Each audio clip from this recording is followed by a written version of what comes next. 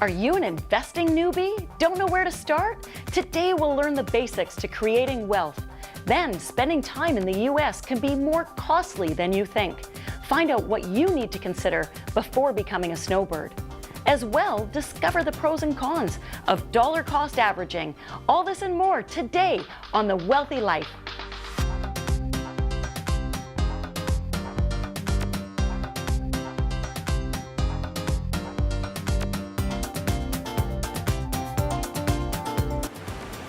What is your top investment tip for young people?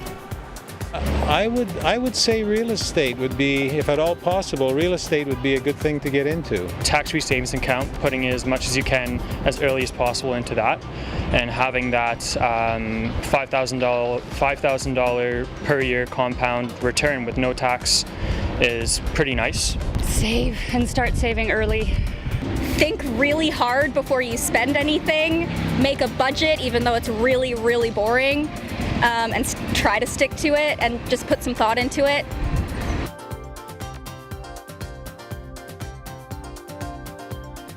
You're not young forever. The sooner you start investing, the better. Today's guest is Mike Fraser, a viewer of The Wealthy Life, looking for advice on how to start investing.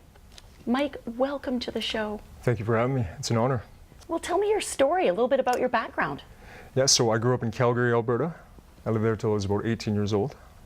Calgary and Edmonton. And, wait a minute, rival cities? Rival cities, You lived in both? I got a little bit of both in my blood. And then what happened after that? So after that, my mom, who is a woman I look up to very much, and she came out to Victoria first. So she found the city out, thought that I would love it, and I did. So as soon as I came to Victoria, I never left. Got a taste for the ocean, the mountains, the air, and that was it. Stayed put. That's great. Yeah. And what do you do for work? So now, actually, I recently just moved to North Langley, and I'm a fitness trainer there. So I teach circuits at a gym called F45. Oh, exciting. How did you get started into fitness? Well, it was one of the most important things that I did. It kept me out of a lot of trouble. Yeah, it was just a great, actually it was a great way to start investing in myself. Yes. And you want to stay healthy. Yeah, because I mean, everyone absolutely. should be healthy. Yes. And I always say, what good is wealth if you don't have your health? Absolutely. So now you got the health part down. How's the wealth part going? That's right, yeah. So, yeah, and that's the Maybe next that's thing why I got to you're work here on. today. That's right, yes, absolutely. What did you do before fitness? So I was a chef. I cooked at a place called Opa. Okay. Which, yeah, was Greek? Greek food, yeah, absolutely. Opa Souvlaki of Greece, which is the full name. And it was fantastic. Yeah, I got to work with good people, got to work with some family as well. Actually, the person who started the franchise is a man that I have the privilege of calling my uncle. He was actually like a good friend, and he taught me a lot about business, a lot about life. Took me to Greece this past summer, and it was fantastic. Strong role model in your life. Yes, very much so, yes. Growing up, did the conversation of money happen in your family? Did people talk about it? A little bit. Not. I think I started to get into it more as I got older. I've definitely seen the effects of it, the effects of not having enough, or even having too much at a young age, what that can do as well. Yes, that can be equally, if not more damaging. Big time, yeah. Having money is a responsibility. Absolutely. I think people have a responsibility to take care of their finances, to take care of themselves. Yes. And not to be frivolous with it. Absolutely, I agree 100%. Yeah. What other role models did you have in your life? I would say my mom and my grandma were two huge role models. My mom raised me as a single parent for a long time. And yeah, she's just a great woman. And really, we didn't have a lot growing up, when I was growing up, but she always went out of her way to make sure that that I felt loved and that I had a good upbringing, so I have a tremendous amount of respect for her. And that you have what you need. Yes, absolutely. Which, you know, money doesn't buy everything, right? Doesn't Yes. buy the happiness piece. That's right, yeah, you gotta have the foundation first. So looking back at your childhood and having this upbringing filled with love, but maybe not a lot of money, how has that impacted you and your thoughts on finances? That's a great question. Definitely shows me the importance of it, as well as, you know, money's only going to get you so many things. So I truly believe you got to start investing in yourself first. Yes. And then from there, I think that's where the wealth starts to really come out. and then in different investing strategies, it's gonna follow suit. Well, Mike, what's your big question for me today? So my question is, especially for someone who's been out of the game for a little while, what are some practical day-to-day habits and things I can practice to start to gain some wealth and start investing? Well, that's a fabulous question that everybody needs to know the answer to. So don't go away. Find out step 1 of investing when we return.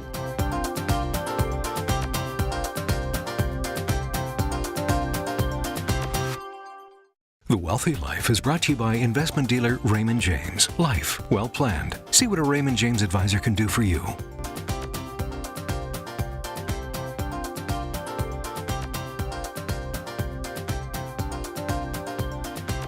Welcome back. We're here with Mike Fraser to find out how to start investing to create wealth.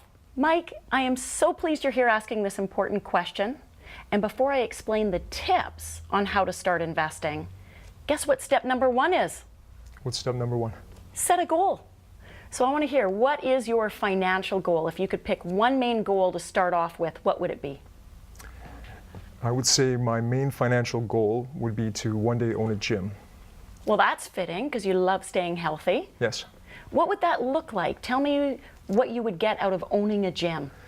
Well, a gym, and not just a gym, but fitness in general has been a huge part of my life. It's definitely helped me in many ways. And if I can give that back to somebody else and the public, it would be something I would love to do. So it'd be And very would this important. gym be quite large or small and boutique-y? Would it have fitness classes or just weight equipment or the whole kit and caboodle? I would like to do the whole shebang, Yes. the whole lot. Well, if you're going to set a goal, you might as well set a good one. Absolutely, yeah. So how much is that going to cost? Do you know? Do you need just a down payment? What are you thinking? Well, I believe I need a down payment, and if I had to say, I would say maybe about 100 grand, I think. Okay, Yeah. so when do you want to achieve this goal by? Maybe 3 to 5 years, realistically. Okay, so do you think it's realistic to save $100,000 in the next 3 to 5 years? I think it can be done, yeah. When there's a will, there's a way. So yes, I do. Okay, well, you definitely won't accomplish it if you don't believe it's possible. So that's a good thing that you do believe it's possible. Yes. Where are you at right now? Have you started investing? Have you started saving anything off your paychecks? Well, just a little bit. So I'm going to be starting to get into that more now, Okay. especially after coming on this show. Okay, because we're going to Definitely hold you to it. Hey, I hope And so. now you have a goal. So if you want to accomplish this in 3 years, you need to save $33,000 a year.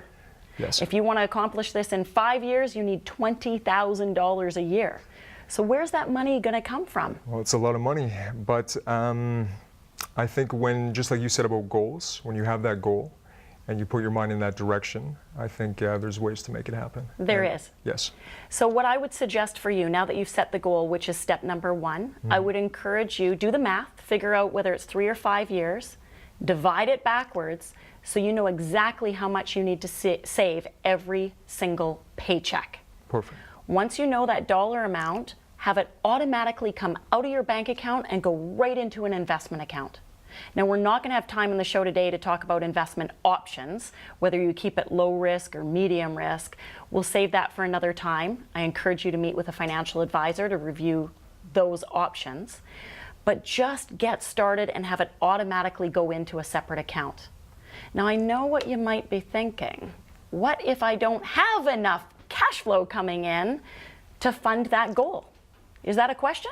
It's a good question. Yes. Well, many people have that, and there's three ways that you can increase your cash flow to meet that goal. Number 1, increase your income. Might be asking for a raise or getting a second job. Number 2, cut your expenses. Figure out what you can not spend money on that you're currently spending. And number 3, a combination of the two. Okay. Sound reasonable? That sounds very reasonable. And Yes. for our viewers who want some help with that exercise, because it is really important, we have a cash flow snapshot. Contact us at thewealthylife.com for your worksheet and figure out how you can increase your money to then put into an investment portfolio. Sounds great. Mike, thank you so much for being on the show today. Sybil, thank you for having me. It's an And I honor. wish you luck in achieving your goal. Hey. Thank you. I appreciate it. Stay tuned. Up next, we'll learn the top money tips for snowbirds.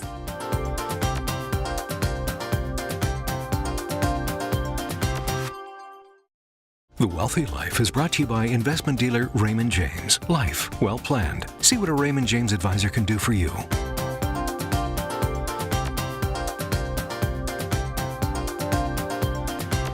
Thinking of flying south for the winter? There's a few things you should know first. With us now is Gerry Scott, a portfolio manager with a focus on working with snowbirds. Gerry, welcome to The Wealthy Life. Thank you. Thank you for having me. I'm curious to know, how did you get started in dealing with cross-border issues? Well, like a lot of Canadians, the winters are tough. Up here in the north, down in the south, it's a lot easier with the sunnier weather, and we've been doing this since 1981. You mean you'd rather lay on a beach than shovel snow? Yes. Yes. Me too. Yes. So you started traveling a little bit more yourself and then started working with people Correct. who travel. Correct. What are things that Canadians need to know before snowbirding? Well, once you're down there, you want to be down there forever, and Yes. that's not the case. There are limitations on two issues down there. One is immigration, and one is a tax issue. Well, nobody likes tax issues. Immigration and tax, that sounds nasty. Well, tax is the one that's kind of hidden. People Yes. don't know what the rules are, and when asked, they don't get it. They don't understand it. So you mean to tell me a Canadian goes down to the US and they might be faced with taxation issues? Correct. When you ask the question, how much time Canadians spend in the States, they say 180 days, 6 months less a day, but that's far from the truth. That is an immigration issue. You can be down there for 180 days, but you cannot be down there from a tax point of view. The IRS has found a way to go after non-voting taxpayers. Wow. So people need to be really careful, because if they overstay in the US government may start charging them taxes. Correct. And it's less than you think. I mean, as we were discussing before, there's a 3-year rule. Every day that you spend in 2016, you actually count 1/6 of the days. Every day in 2017, you count 1/3 of the days. Every day for 2018, you count a full day. So it actually works out to be about 120 days exactly. That's crazy. Like, how 100 do people keep track of that math? Well, we have ideas for them. But really, I mean, it is alarming the amount of Canadians that are not aware of the time spent in the States. And we know the cost to undo these things. So how does this get tracked? How does the IRS track the number of days that Canadians spend down there? Well, it's really up to you. It's up Okay. to you. You have the responsibility to keep track of those days. And if you do exceed that formula that was just explained, if it exceeds 183 days, you're required to fill out an 8840 with the IRS. Okay, so there's a form you can fill out with the IRS. There's a form to be filed with the Okay. IRS. And what does that do if you fill out that form? What that does is that it proves that you have closer ties to Canadian soil than you do U.S. soil, which basically gives you the to be compliant when So it comes from a tax point of view. Essentially, in it tells the IRS to back off the United States. For a short term, a little bit. based on today's rules. Okay, so aside from making sure you don't overstay your welcome in the U.S. and get into tax trouble, what are some of the other issues facing Canadians wanting to snowbird? Well, the biggest thing is snowbirds have always been an older demographic. So the issue we have is obviously health. Oh my Health goodness, yes. insurance, and there's a lot of programs out there. There's a lot of insurance companies out there that will actually insure you that if you are in the States and if you were to become ill or something else terribly happens, you're covered. Well, you don't want to get stuck without insurance, because you're going to be in big trouble. Not in the States. It will wear away your capital. Yes, no kidding. All that life savings that you built up. Gone. A friend of mine's son came with us to California and needed some stitches in his lip. The bill back to the medical plan was $5,000 for a few stitches. Next time, do it yourself. Yes, maybe. May have been a butcher job. Yes. What are some of the other things? How about currency? Well, currency is a big thing, as a lot of Canadians are aware. If you were born in the early 60s, you've only seen the Canadian dollar at par 3 times. So in most cases, you're paying a premium for those Canadian dollars. And we saw the last 24 months, we saw the Canadian dollar fluctuate anywhere from 121 all the way up to 146. That's a big spread. That's expensive. It is. So what you're going to spend your money on in the US may cost you 20% more than you thought if you haven't planned for it, if you don't have those dollars already converted. Should people convert when they go? Should they leave money in US dollars ahead of time? You know, that's really a speculation question. We never know where the Canadian dollar is going. As much as we read about it and as much as we're involved in it, I always believe that the Canadian dollar in today's world, if it trades between 127 and 132, we seem to be okay.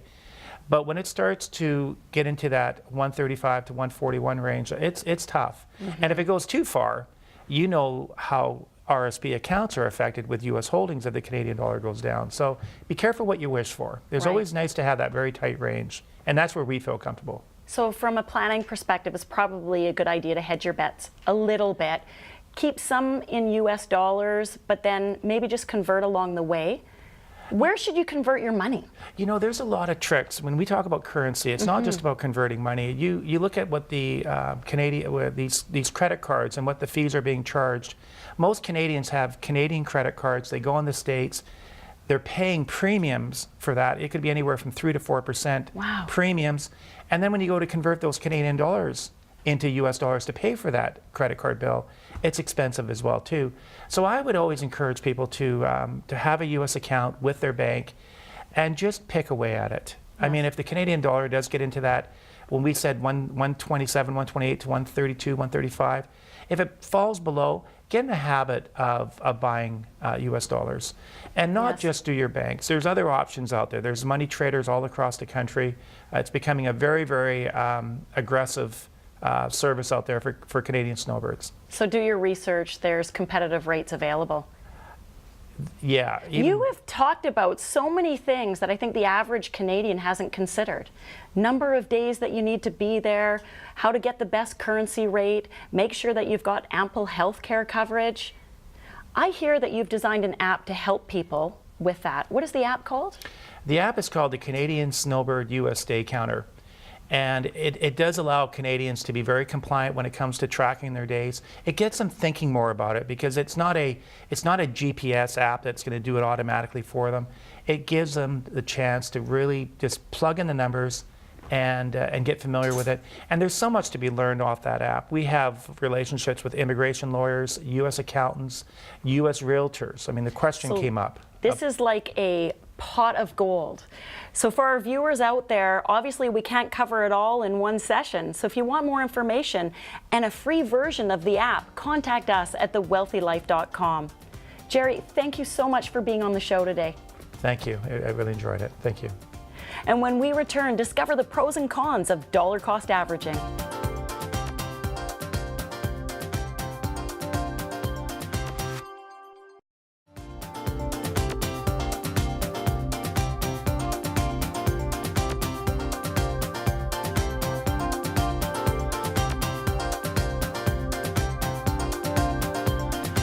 Welcome back. Thanks for your letters, emails, tweets, and messages. Today's question is from Julie in Kelowna.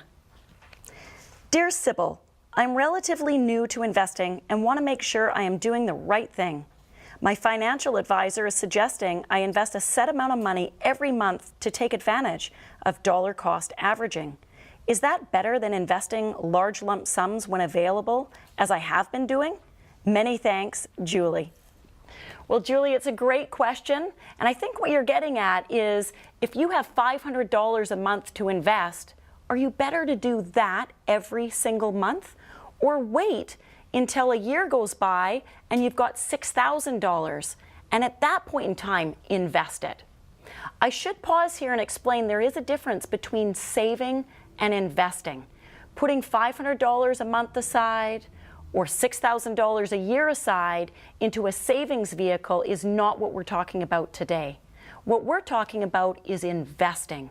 And investing requires you to put money into the stock market, whether it's buying individual stocks, whether it's buying a mutual fund or an exchange-traded fund.